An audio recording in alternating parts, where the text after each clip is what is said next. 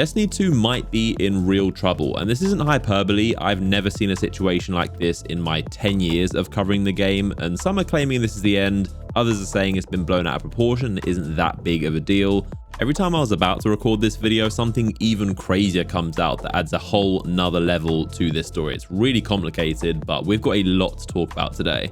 First off, we should begin with Bungie's official response to this mess that just came out, and everyone was wondering what are they actually going to say in their usual weekly blog posts, and they basically made a very vague statement. It's been one of the most difficult weeks in the studio's history. We parted ways with some of the people we respected and admired, which is one way of putting it. They said, we know we've lost a lot of your trust and they need to surprise and delight again. They've got 650 employees focused on making Final Shape unforgettable and to the same standard as Forsaken, Witch Queen and Taken King, which is a very tall ask. And the crazy part is, by the sounds of it, they aren't going to be talking about Final Shape until after Season 23 releases, so probably in December, which is pretty wild. As you can imagine, players are not happy with this statement. It's just some PR words, but I'm pretty sure this is the first time they have ever skipped a Bungie weekly blog post. This is completely unheard of in Bungie history. Besides holidays, there is always one since pretty much the Halo days, so this is very, very unprecedented. And it's also worth noting some of the community team that normally write them were also fired, so this has done pretty much nothing to calm the situation. If anything, it's probably made it worse. Huge amounts of players are not happy. They're cancelling their Final Shape pre-orders, they're uninstalling the game, and outright just quitting the game altogether and not even going to come back for Final Shape. And this isn't some sort of boycott or protest to send a message. I'm sure some people are, but a lot of players are genuinely losing confidence in the game's future. And from everything that's come out, you can understand why. We've gotten a real peek behind the curtain at what's actually going on inside Bungie, and it does not look good. I'm sure you've already heard by now about Bungie cutting at least 8% of their staff, over 100 employees from most departments. Final Shape has been delayed from February until June, and Marathon's been delayed until 2025. And the craziest part is that all this happened internally before this news even came out. And then now this news has come out and everyone knows how bad the situation is, it's going to get even worse. And it's kind of a downward spiral that's going to self-perpetuate. You probably also heard that revenue projections were down 45%, which is a crazy stat. But the key word there is projections, not actual revenue down year over year. But it's not as bad as what some people are making out to be. It's still very bad, but all this means is that the projections were set way too high. I'm sure a part of that was to impress Sony, the new owners of Bungie, and also I'm sure because the previous year was Witch Queen, which was very successful. So Lightfall, as we know, was not a very well received expansion, and the numbers have been declining. And I do want to know from you guys watching, how has this affected your perception of Bungie, and how has this affected your pre-order or interest in Final Shape? Let me know in the comments. I'll be reading them all. I want to know what you guys think about this. And the person at the center of this storm is Bungie's CEO, Pete Parsons, who, according to Bloomberg, pinned the miss on weak player retention for Destiny 2, which has faced a poor reception since the release of Lightfall, and also that Final Shape was getting good but not great feedback, which is quite concerning, and that of course is why they've pushed it back.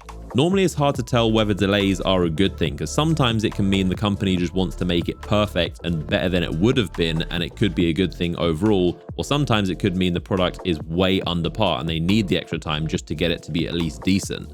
Unfortunately, in this case, it is the latter, and inside Bungie developers have anonymously said they do need the extra time to improve the product, and that is really concerning for Destiny's final expansion, which should on paper be the best expansion ever, especially with how many times it's already been delayed, and we all know about how Lightfall and Final Shape kind of got split into two. It's all been a messy situation from the beginning, but the fact they still need more time, and if they were to release it in February, it would be pretty much a disaster and probably worse than Lightfall, but especially again, seeing as this is the big conclusion, anything less than Witch Queen or an exceptional expansion is going to be seen as a failure.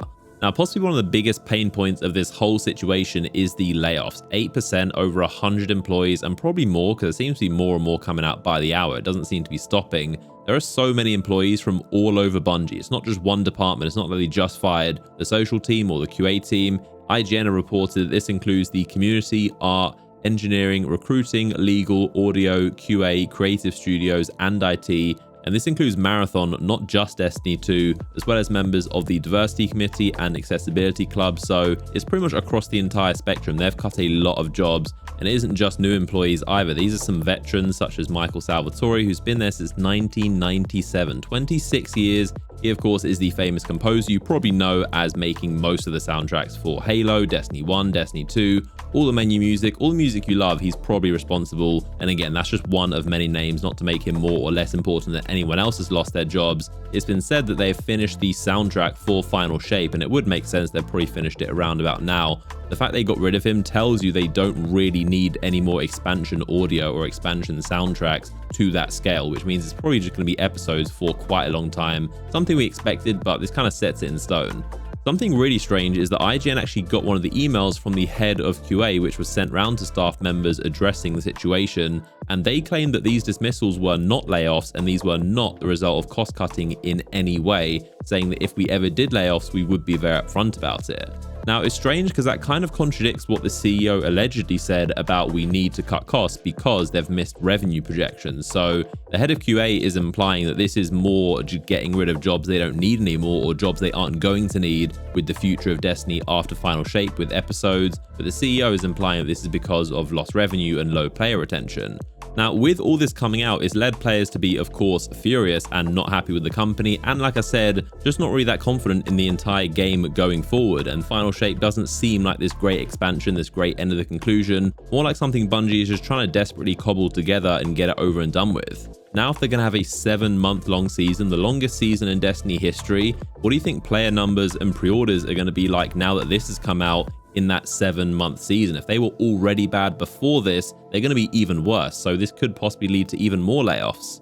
Now, while this might be true, I think it's important to note that this is nothing to do with the players. This is not the players' fault. Consumers aren't responsible for companies' finances. You don't buy games to support companies or developers. You buy games because you want to play them for your own enjoyment. If it's not fun, you aren't going to buy it. So if revenue is down, it's the company's fault, not the consumers. I've seen some people make out as if Pete or the company is blaming players for not playing the game or not spending enough money, and that's why they have to do layoffs, and that is definitely not true. The unfortunate thing is that when a company messes up, it's the employees that are going to be impacted. The ones lower down the pyramid are the first to go, even though it's not at all their fault. They're just doing their jobs exactly as asked. And if the players are cancelling their pre-orders or quitting the game or just not pre-ordering in general, that's going to cause a further loss in revenue, which might lead to even more layoffs. But again, that isn't the consumer's fault. I don't think any company or CEO would ever blame that on the consumer. It's the company's fault for making those poor decisions in the first place. It's not your responsibility to keep developers hired. It's the company's fault who hires them. This is the really ugly flip side of voting with your wallet. You can vote with your wallet and impact a company's revenue, but when you do that, there's a chance the company are just going to make up for that lost revenue by cutting developers. So it's a really unfortunate way that businesses work. Now, when this first came out, it was definitely being framed as if this was all Sony's fault, because Sony, of course, own Bungie and they have the final say. A lot of people thought that this was out of Pete's hands and out of Bungie's hands, and Sony had made these firings, but it's since come out this is actually all to do with Bungie and nothing to do with Sony. It's kind of like how back in the day, a lot of people used to always blame Activision for anything that went wrong. It was always Activision's fault, and it was them to blame because they are the ones in charge. They're the publishers, but it turned out, again, a lot of it was down to Bungie, and even after they departed from Activision, a lot of these problems still persisted when they were fully independent. Now they're in bed with another company, these problems are still happening, so we're seeing a recurring theme here. Now, as bad as the situation is right now, this is not the end of Destiny, and nobody cares more about Destiny's survival more than Bungie. As much as it's hard to believe right now, there is no Bungie without Destiny 2. It's paying all the bills, keeping the lights on, and is funding their future projects. They will not survive unless Destiny 2 is successful, so it's in their best interest to fix this and make sure Destiny 2 gets back on track. The tricky part is that they're complaining about loss of revenue, but now that people have kind of seen through the veil and people don't have much confidence in the game, the biggest thing that needs to be fixed here is the player trust. People need to have confidence in Bungie and also the future of Destiny 2, especially beyond Final Shape. It's not just good enough to have people buy Final Shape. So just throwing more stuff in the Eververse store is not going to fix this, and it's not going to bring players back. It's going to do the absolute opposite. But if they've cut nearly 10% of their workforce, then how are they supposed to make any substantial content that is going to repair that player trust? I saw some talk about maybe they'll add something substantial to Final Shape to kind of make up for it. Something like the 6th subclass, the new Darkness subclass. But again, seems unlikely because the amount of developers they would need to do that would kind of defeat the purpose of how we're in this situation in the first place. I mean, Final Shape could be the best expansion ever. Still, lots of people are planning to just stop playing the game after anyway, because it is the natural conclusion. but now that Bungie's running out of steam, it's going to be really difficult for them to do something that people are going to care about. The kind of things that they need to fix this are going to require a lot more employees. So if it wasn't working with the amount of employees they previously had, it sounds like they're going to need to work overtime to try and fix this. We know another reason for this is that Bungie went on massive hiring sprees in the past couple of years. So the tech and especially games industries had huge booms in 2020 because of everyone was at home. So in 2021 and 22, they went on mad expansion and hiring sprees, and the economy caught up, inflation went up, and then demand and sales went down. So most of the tech industry has been doing huge layoffs. We've seen it all over the board, and they're correcting for their unrealistic hiring they did in the first place, which again is their fault. We saw Xbox had layoffs and Epic Games had layoffs. They cut, I think, 830 employees, which is 16% of their total workforce. So it's been a common thing, and now Bungie is the latest example. But as we've seen, when companies lose money, the first way to make that back is just to cut employees, which is always the unfortunate case. I've seen a lot of people suggesting maybe they can do some kind of content drop to bridge the gap, to bridge this massive 7-month drought we're about to get into.